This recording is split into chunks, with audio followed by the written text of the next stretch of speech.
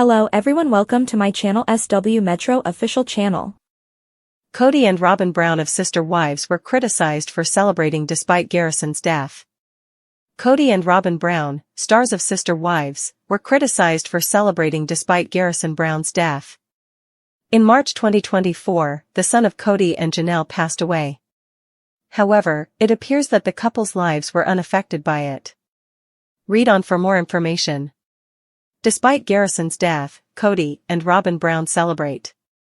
On Sunday, April 20th, Sister Wives returned for its mid-season premiere, and viewers were ready to go. Janelle Brown moved to North Carolina at the conclusion of the mid-season finale. She and Maddie Brown Brush, her daughter, had purchased more than 150 acres of land and were beginning a new journey. David Brown Woolley, Christine Brown Woolley's husband, was also in the group. Kody and Robyn Brown, on the other hand, were contemplating the possibility of losing Coyote Pass. Between the time that the finale and premiere were filmed, Garrison Brown passed away. This was obvious because Janelle mentioned him in the finale, but the premiere did not feature him. When Janelle first left Flagstaff, she said that she was leaving Savannah, Garrison, and Gabe behind. However, she did not mention Garrison when referring to her children when she arrived in North Carolina. Kody Brown then gave Aurora, his daughter, a baptism. After that, he and Robyn Brown took their children out for a baptism lunch of celebration. They were discussing how they were soulmates without a care in the world while laughing and smiling. Aurora, on the other hand, appears to have been baptized in May 2024, just 2 months after Garrison committed suicide. Kody's eyes were devoid of any sadness or pain. Fans of Sister Wives were furious when they saw this scene and learned how quickly Garrison died. It was upsetting that Kody and Robyn Brown could carry on with their lives in such a simple manner. In addition, the fact that he was with one side of his family and ignoring the suffering of his other children and ex-wives was particularly devastating. The viewers would have only been offended by Kody and Robyn's obnoxious gushing if it hadn't been a hot minute.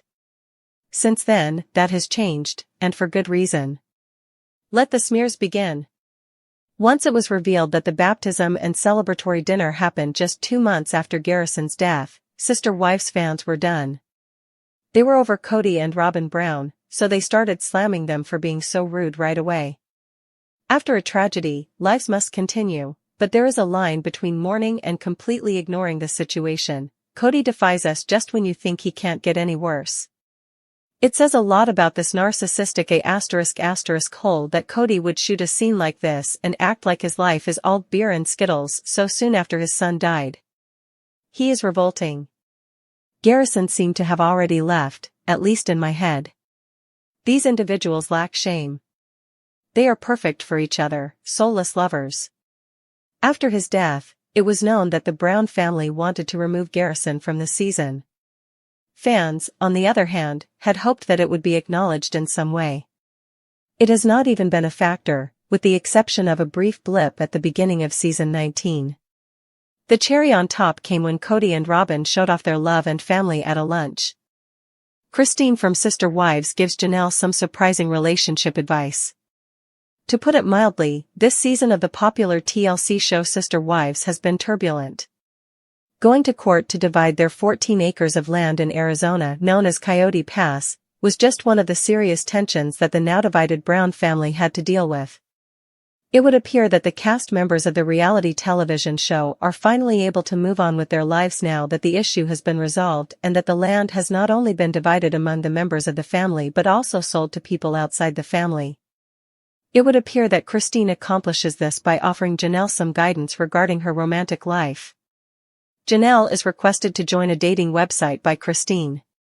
Christine talked about how much she wanted Janelle, her former sister wife, to find love in the next phase of her life in the most recent episode of the show.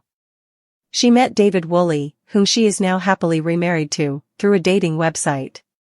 She has been very open about her relationship, talking about how wonderful David is and how well she likes living a monogamous life. The show's viewers will remember that Christine and Kody finally broke up at the end of 2021. In November 2023, a little less than 2 years later, she would wed David. Therefore, it is not surprising that Christine is advocating for Janelle to do the same thing. She mentioned that she had in mind a specific dating website for Janelle. Christine even lets David know about her big plans for Janelle in the episode scene. Perhaps she would like a landscaper. I'm just saying, she adds playfully. Janelle is changing her ways.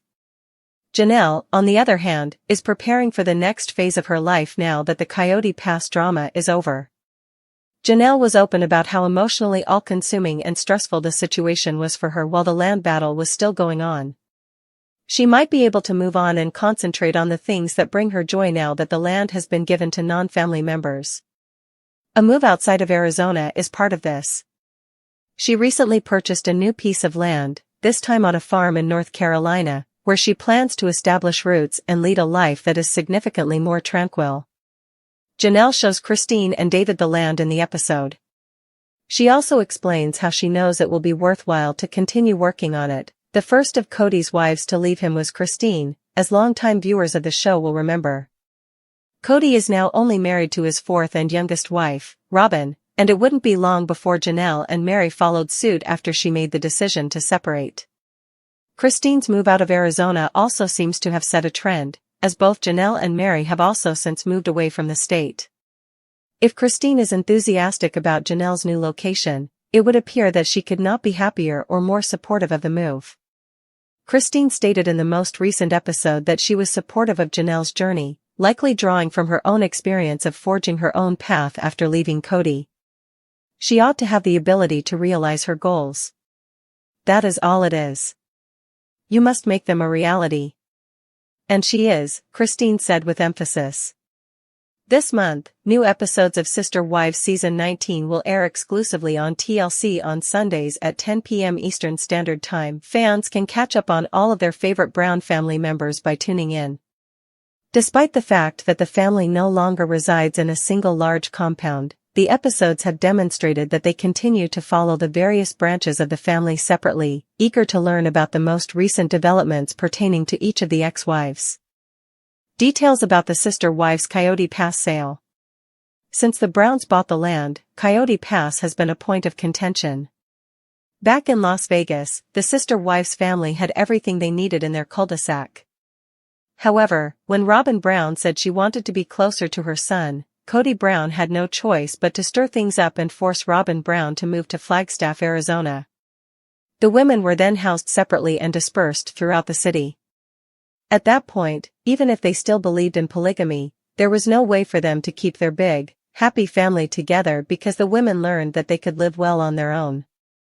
The official transfer of ownership of Coyote Pass was made public after years of turmoil. The Sister Wives cast has officially given up their claim to the land, as reported by the U.S. Sun. According to the publication, the 14-acre Flagstaff property, which had been purchased in 2018 for $820,000, had been sold for $1.5 million. Sister Wives viewers have observed the Browns' attempts to select a building. The family only played in the mud puddles for the first few years. In the end, Kody proposed building a single large family home like the one they had in Utah. But Christine Brown, Janelle, and Meri Brown were not in support. None of the 5 homes planned for the family were built. They were just unable to pull themselves together. The land quickly became a major point of contention. They had trouble paying off their loan for years, and Kody decided to use the family's money for other things. But in June of last year, they finally managed to scrape together enough cash to avoid having Coyote Pass taken from them by the bank. Who owned Coyote Pass? Janelle Brown was the only Brown who ever resided on Coyote Pass. She bought a luxurious RV and spent a year on the family's land. However, Janelle, like the other wives, never completely settled down. Ownership was not distributed equally among the spouses from the beginning. 2 smaller and 2 larger parcels were present. Kody was part owner of all 4 parcels, which was not surprising. However, in order for Kody to construct his own residence, the land had been divided into 5 plots. Christine resold her parcel to Kody in 2024 for $10. Janelle and Meri have been watched as they fought for what was rightfully theirs. The store disclosed that Janelle, Kody, Meri, and Robyn were the final owners at the time of sale.